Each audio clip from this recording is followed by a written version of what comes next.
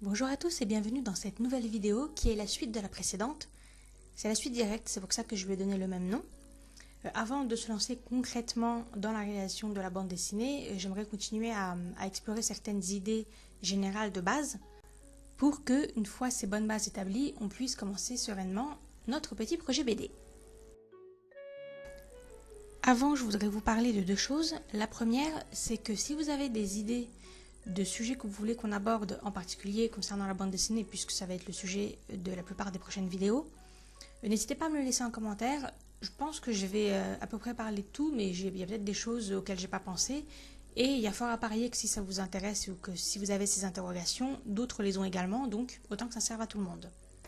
Et ensuite, le carnet que vous me voyez utiliser là, c'est un nouveau carnet, c'est mes fameux Etchers. Alors pour les gens qui me suivent depuis un petit moment, vous en avez beaucoup entendu parler, ils sont arrivés, et oui, ils sont arrivés avec beaucoup d'avance, donc ça a été une vraie belle surprise. Du coup, la prochaine vidéo, ce sera le Try With Me Etcher. En plus, j'ai filmé l'unboxing parce que j'étais genre tellement contente, mais c'était en pleine canicule, du coup, j'ai pas pu faire immédiatement le Try With Me. Il faisait trop chaud et j'avais les volets fermés, donc c'était pas terrible pour filmer. Pour des petites vidéos comme ça va, mais pour tester un produit, c'est quand même mieux si on a une luminosité correcte. Donc bref, la prochaine vidéo, ce sera le Try With Me, donc ce sera un petit interlude dans ce projet BD. Et puis ça permettra aux gens qui ne sont pas spécialement intéressés par la bande dessinée d'avoir une vidéo qui pourra peut-être davantage leur plaire. Donc voilà, ce carnet, c'est le Etcher, c'est pas le Stillman & Bird que j'ai utilisé la dernière fois. Maintenant, on revient au vif du sujet, donc la bande dessinée. La dernière fois, j'étais restée sur l'idée que il faut faire l'effort de tout dessiner. Beaucoup de gens disent que la bande dessinée c'est déjà suffisamment difficile comme ça et que quand il y a certaines choses qu'on ne sait pas dessiner ou qu'on n'aime pas dessiner, il ne faut pas se compliquer la vie et simplement éviter ou dessiner le minimum. Moi je ne suis pas du tout d'accord. Je pense que quand on fait de la bande dessinée, c'est qu'on choisit de tout montrer, les décors, les vêtements, la tête des personnages, des expressions. Sinon on ne fait pas de la bande dessinée, on choisit un autre type de support pour raconter son histoire et il en existe plein de différents. Donc si on choisit la bande dessinée, on s'engage en quelque sorte à se donner du mal pour faire l'intégralité. Mais cela étant dit, je comprends que ça puisse être un problème. Parce que concrètement, quand on est dessinateur, et c'est particulièrement vrai si on est jeune ou qu'on est en début de carrière, c'est très rare qu'on sache dessiner absolument tout. C'est-à-dire qu'on soit aussi fort dans les décors que dans les animaux, que dans les objets ou que les personnages. Non, en général, on va se spécialiser dans le domaine qui nous plaît le plus, ce qui est tout à fait normal, hein, on dessine les choses qu'on aime. Et du coup, on a un vrai décalage dans notre maîtrise selon les sujets. Donc vous allez me dire concrètement comment est-ce qu'on fait, puisque tu nous as dit qu'il fallait pas esquiver, qu'il fallait qu'on sache tout dessiner, mais nous on te dit qu'on sait pas dessiner telle ou telle chose, donc en gros, si on se fie à ce que tu nous as dit, il faudrait qu'on fasse pas la bande dessinée. Non mais attendez, j'ai dit tout ça, mais j'avais pas fini. Parce qu'évidemment, ce serait vraiment dommage de renoncer à faire votre BD et à raconter votre histoire juste parce que vous avez certaines lacunes. Et en attendant de combler ces lacunes, il n'y a rien qui vous empêche de tricher. Tricher? Mais comment ça, Stéphanie? Eh ben en dessin, on appelle ça décalquer. Et là, je sens votre âme d'artiste s'insurger. Vous pensez que je vous prends pour des gamins de 5 ans ou pour des arnaqueurs, mais que nenni. Vous pouvez vous détendre parce que les professionnels du dessin, alors que ce soit en bande dessinée ou en cinéma d'animation, ça fait longtemps qu'ils ont lâché l'affaire. Et il y a fort à parier que parmi les œuvres que vous aimez le plus, il y a vraiment de la triche. J'entends par là qu'on est très loin de cette image du dessinateur devant sa feuille qui fait tout de A à Z, comme vous et moi on pourrait le faire. Non. Ça, c'est une vision qu'on a nous en Europe parce que traditionnellement c'est comme ça qu'on travaille en tant qu'artiste en général, hein, tout seul là devant sa toile, mais aussi en bande dessinée. En fait, oui, c'est beaucoup une question de culture. En Europe, en général, il n'y a qu'un seul dessinateur, voire peut-être un coloriste, mais en tout cas il n'y a qu'un seul dessinateur, et souvent un scénariste. C'est souvent une collaboration, alors qu'en Asie, c'est l'inverse. C'est très rare de tomber sur des mangas où il va y avoir et un dessinateur et un scénariste. En général, il n'y a qu'un seul nom écrit sur la couverture et c'est lui qui fait tout. Par contre, ils travaillent beaucoup en équipe. Alors en fait, cette triche, elle se manifeste en cinéma d'animation. C'est beaucoup des photos qui sont prises des lieux. Par exemple, on a besoin d'une image de campagne pour le fond d'une action. Hop, on va à la campagne, on prend une photo. Et après, on passe ça sous un filtre Photoshop pour donner l'impression que ça a été fait à la main. Et puis voilà, on intègre ça. De toute façon, les gens ne se focalisent pas tellement sur les fonds. Donc évidemment que quand on a 50 épisodes à rendre dans un délai qui est complètement hallucinant, on est obligé de tricher un petit peu. On ne peut pas tout dessiner à la main. Et c'est exactement la même chose avec les mangas. Avec les mangas, évidemment, c'est pas tous les mangas. Là, je vise les mangas qui ont une très grosse cadence, qui est humainement pas possible quand vous devez rendre, pour des shoujo ou les shonen notamment, 50 planches par mois. Franchement, je vois pas comment c'est possible. Enfin, humainement, à moins de vivre dans une faille spatio-temporelle qui fait qu'on a des journées de 50 heures, ce n'est pas possible. Les mangas qu'on connaît en France, c'est évidemment une partie infime de la véritable production, et ce sont ceux qui ont été rachetés parce qu'ils avaient un grand succès. Donc on parle là d'œuvres qui, en général, donc en shoujo et en shonen, j'entends, puisque c'est le plus gros de ce qu'on peut trouver dans le commerce. On est sur des œuvres qui font facilement 10 tomes, et des fois ça peut aller jusqu'à 40-50. Et donc là, vous comprenez tout de suite pourquoi c'est pas possible que le dessinateur ait tout fait. Plus l'œuvre a du succès, plus l'équipe est importante. Donc on va passer de, en général, minimum 2 personnes, à savoir le dessinateur principal, celui qui a son nom sur la couverture, et une personne qui va s'occuper de tout ce qui est autour du dessin de base, donc ça va être les décors, les trames, etc. Et plus l'équipe est importante, et plus ces tâches sont à nouveau sous-divisées pour en gros faire un travail à la chaîne et que ce soit le plus efficace possible. Vous avez des fois des équipes où il y a quelqu'un qui est chargé simplement de faire les aplats de noir, par exemple. Ensuite, une autre technique qui est beaucoup utilisée en manga, si vous êtes déjà intéressé un petit peu aux trames, vous avez déjà dû tomber sur ces trames où il y a des décors prédessinés. Alors sachez que ça existe, ça s'achète, d'ailleurs vous pouvez les trouver sur internet. Ce sont des catalogues entiers de différentes visions d'un décor. Donc ça va être différentes images, différentes trames de forêt, différentes trames de ciel, différentes trames de vue de Tokyo, différentes trames de rues de campagne. Vous savez, tous ces décors qui sont déjà prêts, et en fait, elles sont utilisées telles quelles. Alors, avant, on faisait ça à la main avec des vraies trames qu'on achetait et qu'on mettait sur nos planches. Maintenant, on fait ça à l'ordinateur. Vous les intégrez telles quelles, et après, le dessinateur, il n'a plus qu'à dessiner ce personnage au milieu de ce décor. Il y a énormément d'images, par exemple, de lycée, avec des classes prédessinées. Vous avez déjà dû remarquer qu'elles se ressemblent toutes un peu.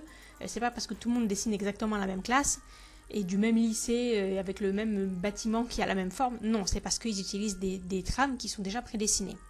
Elles sont juste faites de sorte que ça puisse s'intégrer à peu près à tous les styles. Et d'ailleurs, souvent, il y a un petit décalage entre le style graphique de la personne et les décors. Ce à quoi on est habitué, mais il faut le savoir. Donc ce sont des catalogues que vous pouvez, si vous vous sentez de le faire, commander, si vous avez un style manga évidemment, commander et utiliser vous-même. Il n'y a pas de scrupule à avoir, parce que je vous le dis, c'est comme ça que font tous les gens. Et cela étant dit, je parle de triche, mais je ne le dis pas dans un sens péjoratif, parce que je pense sincèrement que être artiste, c'est aussi savoir utiliser tous les outils qu'on a à disposition pour le mettre au service de son art et de ce qu'on a envie de représenter. Et ma foi, Photoshop ou les photos ou des trames, c'est un outil comme un autre. Alors bien sûr, je sais que ça fait pas aussi authentique et aussi véritable artiste quand on fait pas tout soi-même. Mais quand vous avez des difficultés sur quelque chose, oui vraiment, utilisez les outils qui existent pour passer outre ces difficultés, parce que sinon vous faites jamais rien. Donc voilà, n'ayez pas de scrupules, les autres le font. Autre chose d'ailleurs qui est très utilisée en ce moment, c'est de trouver une image qui nous plaît et de réutiliser la palette de couleurs. Alors évidemment, ça ne marche essentiellement que sur ordinateur, mais c'est par exemple, vous avez trouvé une photo d'une forêt brumeuse là-bas à l'autre bout du monde, et vous avez envie de cette ambiance, vous allez utiliser votre outil pipette de votre logiciel de dessin pour reprendre les couleurs. Ça, je le vois tout le temps ces derniers temps sur YouTube. Et vous voyez, c'est une façon d'utiliser presque un modèle, mais en allant un peu plus loin, en allant carrément chercher les couleurs. Et ça reste du travail de création, mais on détourne un outil qu'on avait à la base, on le détourne pour l'intégrer à sa façon de faire, et je vois pas où est le mal. Si ça aide à aboutir à ce que vous voulez, ça n'en reste pas moins un processus de création, et n'empêche que le résultat à la fin, ce sera quand même votre œuvre, donc n'hésitez pas. Maintenant, pour finir de vous convaincre ou pour vous donner un petit peu un exemple de la marche à suivre, on va faire une petite mise en situation. Mettons par exemple que vous arrivez à une scène de votre BD où votre personnage il est sur la rive d'une rivière et il arrive aux abords d'un pont pour pouvoir traverser de l'autre côté sur l'autre rive. Donc dans votre tête, vous avez la scène parfaite, c'est-à-dire au premier plan votre personnage avec la rive sur laquelle il se situe, puis le pont, donc déjà il faut savoir dessiner le pont, mais ce pont comme il file vers un autre point, il faut faire l'effet de perspective, et bien sûr on a l'autre rive au loin qui est au second plan avec donc une différence d'échelle. Vous avez ces 3 points un petit peu chauds à gérer.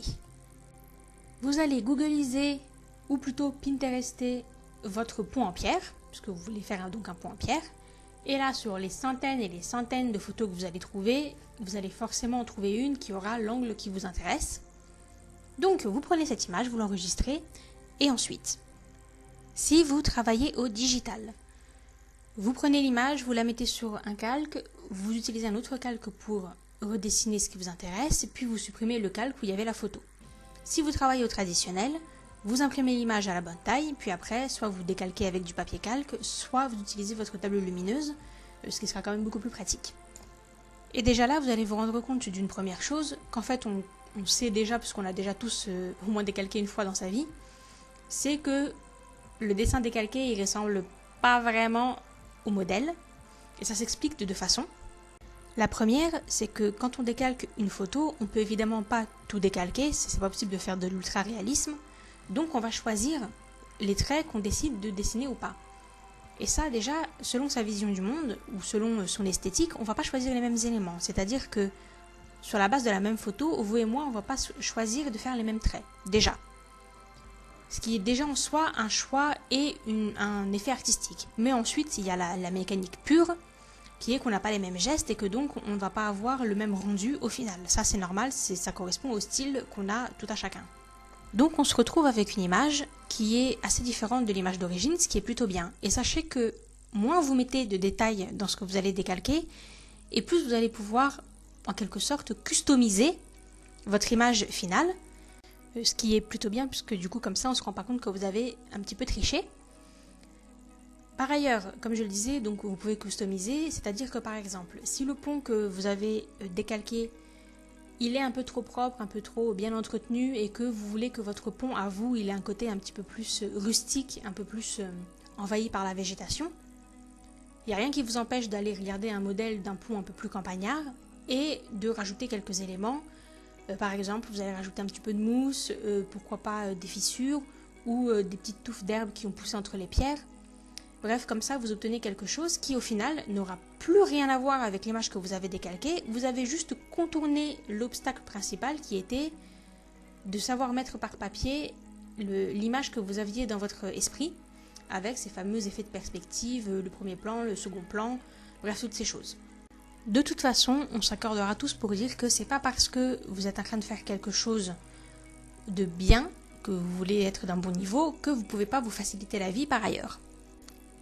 Et en parlant de se faciliter la vie, ça me permet d'enchaîner avec un autre sujet que je voulais aborder avec vous. Alors c'est pas propre à la bande dessinée, c'est dans l'art en général, mais du coup ça s'applique aussi à la bande dessinée. Et c'est une mentalité que je rencontre de plus en plus souvent, y compris chez des artistes chevronnés, des gens qui dessinent depuis très longtemps et avec lesquels je ne suis pas du tout d'accord et même qui a le don de m'agacer. Et donc cette mentalité, elle consiste à dire que tant qu'on n'a pas un bon niveau, en fait tant qu'on est débutant ou qu'on ne maîtrise pas encore une technique, il ne faut pas trop investir dans cette nouvelle technique parce que avoir du beau matériel quand on n'a pas un très bon niveau, ce serait en quelque sorte du gâchis. Je comprends comment, quand on est le débutant en question, on peut avoir ce raisonnement puisque on se dit que vu qu'on n'a pas encore un bon niveau, on ne va pas acheter du beau matériel, ce serait du gaspillage, on achètera plutôt le beau matériel qui en plus coûte plus cher quand on aura un peu amélioré sa technique. Par contre, je ne comprends pas du tout ce mode de raisonnement chez les artistes un peu plus aguerris. Je ne comprends pas en fait que ce soit un conseil qu'on donne parce que la vraie question que vous devez vous poser, c'est la suivante. En quoi le fait d'avoir du mauvais matériel, ça peut vous aider à progresser ? Bah, ça ne le peut pas. Je vais dire franchement, au mieux, ça vous aidera pas et au pire, ça peut même vous mettre des bâtons dans les roues. Mise en situation, vous avez envie de vous mettre à l'aquarelle, mais vous trouvez que le papier aquarelle, ça coûte hyper cher, et c'est la vérité, c'est ce qui coûte le plus cher. De toute façon, les supports, c'est toujours pas donné, on va dire, parce que c'est tout simplement le plus important. L'aquarelle, c'est une technique qui se travaille par couches superposées, avec la possibilité de faire des repentirs, c'est-à-dire de corriger, de faire des dégradés. Et bien sûr, c'est une technique qui se travaille avec de l'eau, donc il faut que le papier tienne un minimum. Si vous n'avez pas du bon papier aquarelle, il va se passer que vous n'allez pas pouvoir travailler en couche puisque votre papier va trop vite saturer, que vous n'allez pas pouvoir travailler dessus très longtemps puisqu'il va tellement gondoler que ce sera juste impossible, que vous n'allez pas pouvoir faire ni repentir ni dégrader parce que votre papier va se tacher trop rapidement. Du coup, en fait, à cause de ce papier de mauvaise qualité, vous n'allez jamais pouvoir utiliser l'aquarelle et encore moins apprendre à vous en servir, puisque de toute façon, elle fonctionnera de base pas correctement, en tout cas pas comme elle le devrait. Un autre exemple, si vous travaillez au digital. Si vous achetez une tablette graphique qui ne va pas reconnaître la pression de votre stylet ou qui va avoir des espèces de latence, de retard entre le moment où vous faites le trait et le moment où ça apparaît à l'écran, pareil, vous n'allez jamais pouvoir apprendre à utiliser correctement votre technique au digital puisque de toute façon, vous n'aurez pas un outil qui vous le permet. Je pourrais dire la même chose pour les logiciels de dessin. Si vous prenez un logiciel basique parce que voilà, c'est moins cher, mais que du coup, il a 5 pauvres brushes et que vous ne trouvez pas celui qui vous convient, vous allez peut-être renoncer à cette technique simplement parce que vous n'aurez pas eu les bons outils de base. Donc bref, non, c'est pas du tout un conseil que je vous donne de commencer avec du matériel un petit peu basique, sauf dans les 3 cas suivants. Premièrement, vous êtes en train de faire un travail vraiment rapide, limite brouillon, et c'est de toute façon destiné à finir à la poubelle, donc là oui, on est bien d'accord, vous n'allez pas utiliser du super matos. Deuxièmement, vous n'avez pas les moyens financiers d'acheter ce matériel, auquel cas, bon bah voilà, c'est pas une question de choix, c'est juste que vous pouvez pas. Ou alors, c'est une question de choix, vous n'avez pas envie d'investir beaucoup de matériel. Bon bah voilà, vous avez bien sûr le droit. Ce qu'il faut pas, c'est que ce soit une question de fausse modestie ou de vous tirer vers le bas en vous disant que vous en valez pas la peine parce que n'oubliez pas que vous êtes votre premier fan et que rien n'est trop beau pour vous. Par ailleurs, vous vous souvenez que dans le premier épisode, je vous ai dit que les dessinateurs de bande dessinée comparaient la création d'une bande dessinée à une course d'endurance. L'important, c'est de tenir sur la distance et de pas lâcher en cours de route. Bon, il n'y a pas mort d'homme si vous le faites, hein, mais l'idée, c'est que vous commencez le projet pour le finir. Et du coup, tout ce qui peut vous mettre dans de bonnes conditions, vous devez prendre. Vous ne devez pas vous censurer. Et se mettre dans de bonnes conditions, ce n'est évidemment pas forcément acheter du matériel cher ou de qualité professionnelle. Des fois, les choses qui vous conviennent le mieux, c'est pas forcément ce qui est censé être le top du top, et ce n'est évidemment pas forcément ce qui convient aux autres. L'important, c'est de trouver la formule qui fonctionne bien pour vous. Et des fois, ça se traduit juste par la façon dont on se conditionne pour se mettre au travail.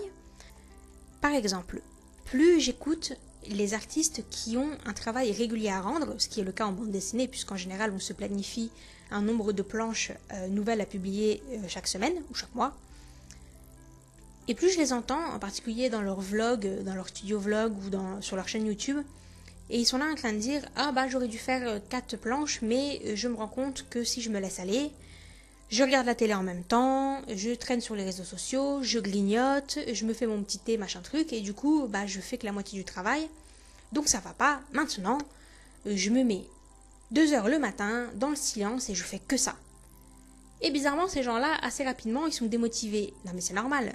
Se mettre comme ça dans le silence pour se forcer à travailler, ça va bien pour faire des révisions, mais pas pour faire tes planches de bande dessinée, où c'est censé être un plaisir, et là, clairement, ça vire à la corvée.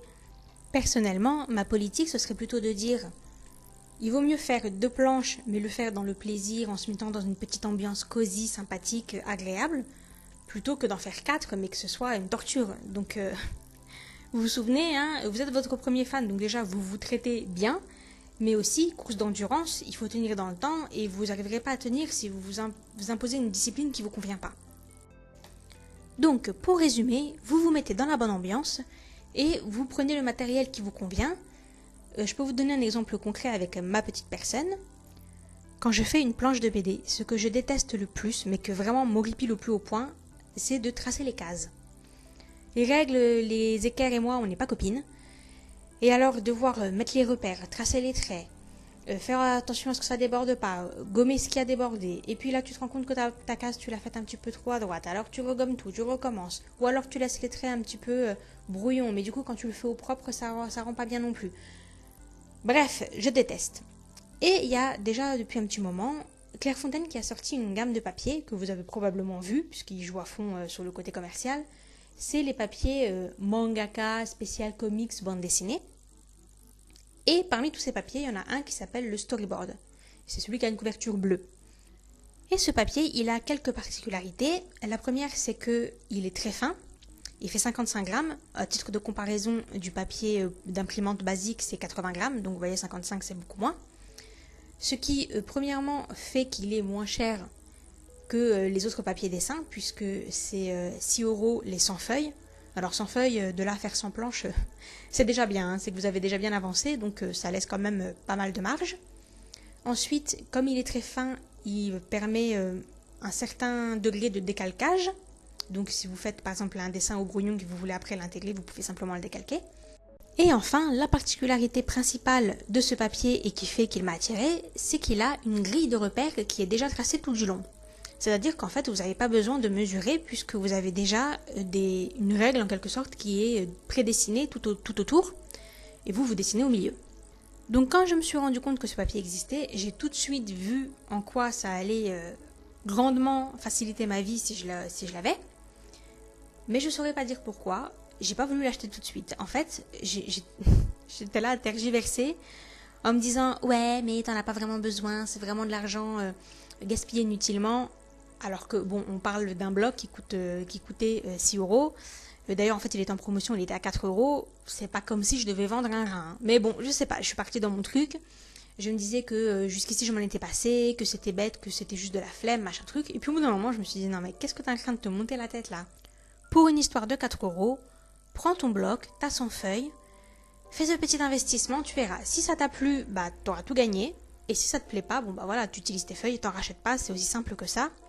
Et j'en suis vraiment très contente. C'est vraiment un poids en moins pour moi de me mettre devant le carnet et de me dire que la partie que je déteste le plus, ben je vais en être dispensée. C'est l'exemple parfait de ce que je vous disais quand je vous expliquais qu'il ne faut pas forcément investir dans le matériel le plus sophistiqué ou le plus onéreux pour se faciliter la vie. Juste ne vous refusez pas des petites choses parfois qui vont vraiment vous aider dans votre processus et qui somme toute sont pas extraordinaires ou qui vont pas vous demander un sacrifice incroyable. Mon petit bloc, la storyboard, franchement je pense que c'est le meilleur investissement que j'ai jamais fait pour mon travail en bande dessinée. Bon, alors où on en est? On veut faire une bande dessinée, on s'est motivé, on est à bloc, on a trouvé la petite feinte pour les cases qu'on savait pas très bien faire, on a trouvé le matériel qui nous convenait, on s'est mis dans de bonnes dispositions, donc maintenant, qu'est-ce qu'on fait? Comme je vous le disais dans ma première vidéo, il ne s'agit pas pour moi, avec cette série sur la BD, de vous donner une méthode parfaite, puisqu'il n'y en a pas, ou de vous dire que la façon dont moi je fais, c'est la bonne. Non, je vais vous décortiquer mon process, et je vais vous expliquer surtout pourquoi je fais comme ça et pas autrement. J'espère que ça vous sera utile et que ça vous donnera des bonnes pistes. Et quoi qu'il en soit, les 2 idées principales à retenir, je les ai déjà dites et je les répète, c'est premièrement que la bande dessinée, c'est un travail très complexe, c'est le plus compliqué de tous, et c'est un travail sur le long terme, c'est au minimum un travail de plusieurs mois, voire des fois plusieurs années. Et comme vous êtes votre premier fan et que vous kiffez, eh ben vous faites tout ce que vous pouvez pour que ça se passe au mieux. Et pour ça, la meilleure astuce, c'est d'avoir un minimum d'organisation. C'est facile de partir dans tous les sens quand on a un projet et qu'on est tout feu tout flamme, mais il faut s'organiser un petit peu, même si c'est pas très glamour, parce que le fait de vous organiser, ça va vous éviter tout simplement du travail inutile. C'est déjà très difficile de faire toutes les recherches, toutes les planches, mettre en place tout le scénario et les personnages, alors c'est ce qui est exaltant également, hein, mais c'est beaucoup moins exaltant quand vous vous rendez compte que vous avez passé 2 mois à travailler sur quelque chose qui en fait n'était pas bon, ou que vous n'allez pas pouvoir utiliser parce que finalement vous vous rendez compte qu'à tel moment de votre scénario vous êtes obligé de faire des modifications, machin truc, ou que c'est du travail qui en final va pas pouvoir vous servir. Et pour pouvoir éviter tout ça, il faut s'organiser un minimum. Et on s'organise dès le début, puisqu'on est d'accord que le postulat de départ, c'est donc « je veux faire une BD ». Alors déjà, il faut que je vous raconte un truc. En traînant sur YouTube et en écoutant le témoignage de plein de gens qui faisaient leur bande dessinée, je me suis rendu compte qu'il y a des gens qui décident de faire de la BD et qui en fait n'ont pas de scénario. Alors je sais qu'on va me dire, bah oui, ça arrive, mais alors moi je suis littéralement tombée des nues parce que j'étais là en mode, mais pourquoi tu veux faire une bande dessinée si t'as rien à raconter? C'est-à-dire que pour moi, le processus exact inverse. C'est-à-dire que c'est parce qu'on a une histoire à raconter et qu'on a envie de la raconter de façon visuelle qu'on opte pour la bande dessinée. Je comprends pas trop la démarche de se dire, ok, j'ai envie de faire une bande dessinée parce que je sais pas, j'aime bien les BD. Donc maintenant, qu'est-ce que je vais bien pouvoir raconter? Je trouve ça un peu étrange. D'ailleurs, je pense que c'est important de se dire que c'est pas parce qu'on aime quelque chose qu'on doit forcément le pratiquer. C'est pas parce qu'on aime les bandes dessinées qu'il faut décider de faire de la bande dessinée. C'est pas parce qu'on aime lire des romans qu'on peut devenir romancier. Et je parle pas d'une question juste de talent ou quoi que ce soit, hein. C'est vrai aussi pour des choses de la vie de tous les jours, comme par exemple, il y a des gens qui aiment beaucoup les animaux, qui les trouvent fascinants, qui les respectent, qui luttent pour leur sauvegarde, mais qui pour autant ne sont pas faits pour avoir des animaux chez eux, parce que avoir un animal, c'est accepter de partager son espace, son temps, toute une organisation, c'est un entretien, et c'est aussi le devoir accepter de partager sa vie avec une créature vivante, mais qui est très différente de nous, qui n'a pas les mêmes besoins et avec lequel on ne peut pas vraiment communiquer. Donc tout ça, c'est un état d'esprit, et voilà, il y a des gens qui aiment beaucoup les animaux, mais juste qui sont pas faits pour vivre avec. Voilà. Donc tout ça pour dire que pour moi, les gens qui font de la bande dessinée, qui décident de faire une bande dessinée, mais qui n'ont pas encore choisi le principal, c'est-à-dire l'histoire à raconter, pour moi, c'est prendre le chemin inverse, c'est aller à rebrousse-poil, et je pense qu'il faut que ces personnes-là doivent s'interroger sur leur véritable motivation quant à l'idée de faire une BD, parce que déjà, que quand on a et le scénario et la pratique du dessin, c'est pas évident, mais alors si tu sais même pas ce que tu vas raconter, non vraiment, pitié, ne vous infligez pas ça, parce que je vois même pas ce que je pourrais vous donner comme conseil, et je n'ai vu aucune vidéo qui donnait de vrais conseils à ce sujet, parce que même les quelques vidéos où les personnes ont abordé justement le sujet de faire une bande dessinée en disant oui, alors vous voulez faire une BD mais vous ne savez pas quoi raconter, donc la première chose à faire c'est de trouver une histoire. Oui, bon, bah sans blague, donc on en revient bien à ce que je disais, il faut d'abord trouver un scénario et après vous le mettez sous forme de bande dessinée, sinon le processus il est à l'envers. Bref, donc moi je pars du principe que vous avez déjà un embryon de scénario, sinon je comprends pas pourquoi vous voulez faire une bande dessinée. Et vous en êtes là, vous avez vos quelques idées. La première chose, la tout premier conseil concret du processus de c'est bon, je m'y mets, c'est de noter ces idées par écrit. C'est-à-dire que vous sortez tout ce qu'il y a dans votre tête et vous le posez concrètement devant vos yeux. Alors prenez un cahier, un classeur, des feuilles volantes, des post-it, peu importe. Vous notez toutes vos idées. En général, ce sont des idées éparses. Par exemple, on sait qu'on veut que le personnage, il lui arrive telle chose, que son meilleur pote, il faut qu'il soit comme ça, et qu'à un moment de l'histoire, il va y avoir tel rebondissement. Mais vous voyez, c'est pas encore une construction complète, c'est pas grave, hein. Vous n'avez pas besoin de ça pour le tout début. Là, ce qui compte, c'est que vous mettiez par écrit toutes vos idées. Et ça vient en tout premier lieu. Avant même d'avoir décidé de quelle tête aurait votre personnage, avant même d'avoir commencé à dessiner quoi que ce soit, commencez par sortir tout ce que vous avez dans votre esprit à propos de cette histoire. Parce que, et alors ça, ce que je vais vous dire, c'est une vérité absolue, sachez que quand c'est dans votre tête, c'est toujours 1000 fois mieux que quand c'est concrètement par écrit. C'est exactement comme ça se passe dans nos rêves. Quand on est en train de rêver, c'est complètement délirant et c'est du gros n'importe quoi, mais on trouve ça tout à fait normal. Et puis quand on se réveille, on se dit mais n'importe quoi. C'est improbable ce qui s'est passé, ça ne pourrait pas réellement fonctionner.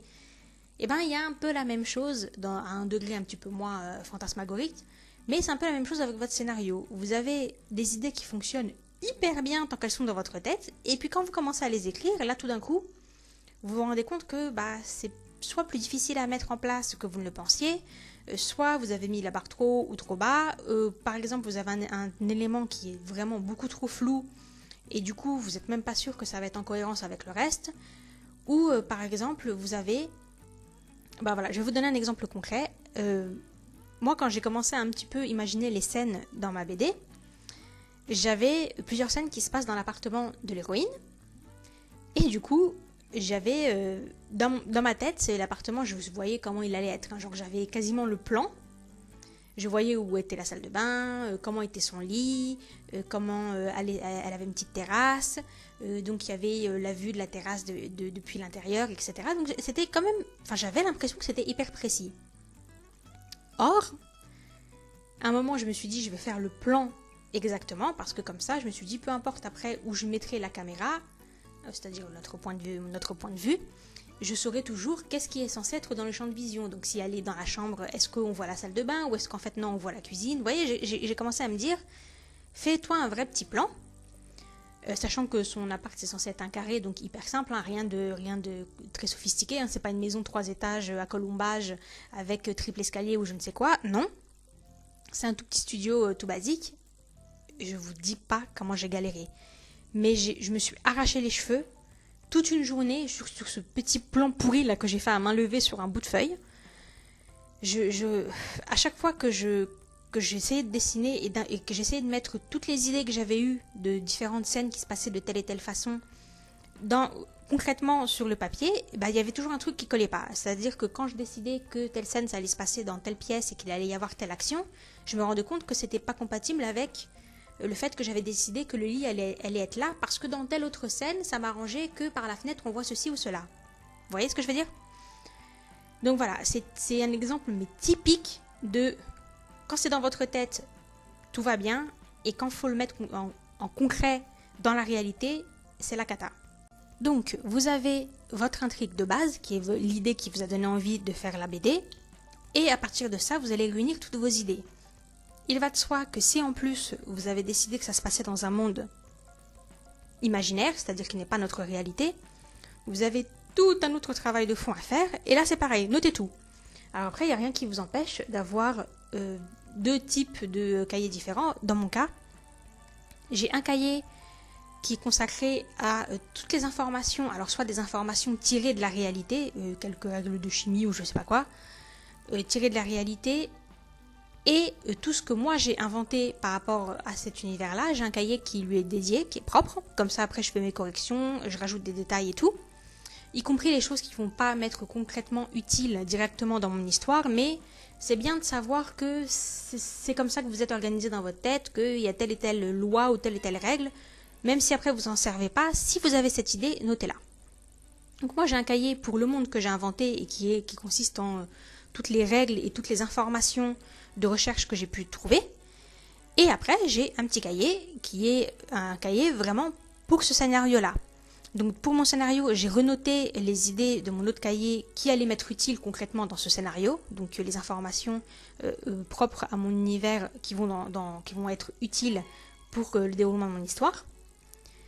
Et tout le reste, j'ai commencé par mettre toutes mes idées. Donc toutes les idées que j'avais réunies à propos de cette histoire, donc c'était le tempérament de l'héroïne, comment allait être le héros, c'est-à-dire l'intérêt amoureux, comment allait être sa meilleure amie.